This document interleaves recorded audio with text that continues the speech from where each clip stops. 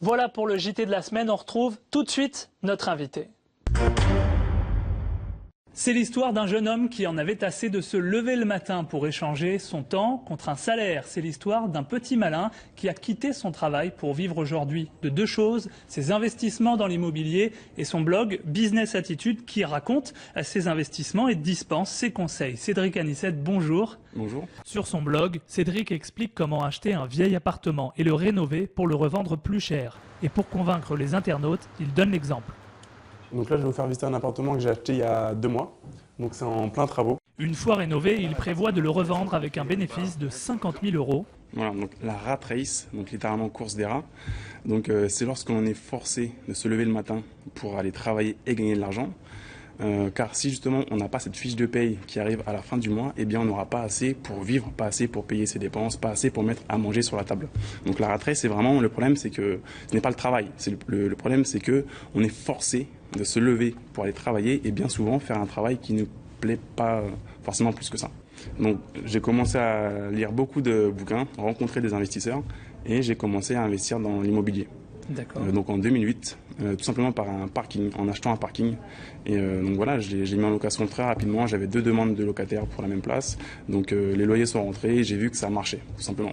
Et donc vous avez voulu en parler, vous avez ouvert un blog au sujet de l'argent et de ce fait de se faire fabriquer, de générer des revenus parallèles. Alors ce blog, il a commencé en 2008. Vous commencez par parler de ce parking et ensuite quelle tournure ça prend ?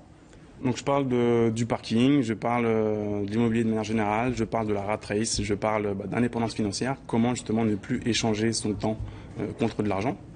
Et donc j'explique voilà, comment je fais pour générer des revenus alternatifs et passifs qui me permettent de gagner de l'argent, pas uniquement quand je suis au travail ou au bureau, mais également quand je dors, quand je suis avec des amis, quand je suis dans l'avion, quand je suis même aux toilettes, littéralement. On est en temps de crise. Pour tous ceux qui veulent essayer de se générer des revenus à côté de leur salaire, qu'est-ce que vous conseillez ?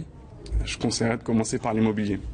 Pour moi, tout le monde devrait avoir ça dans son portefeuille. On l'a vu quand les ministres ont déclaré leur patrimoine, ceux qui sont avec un plus gros patrimoine sont ceux qui ont de l'immobilier. Ça vient soutenir ce que vous êtes en train de dire.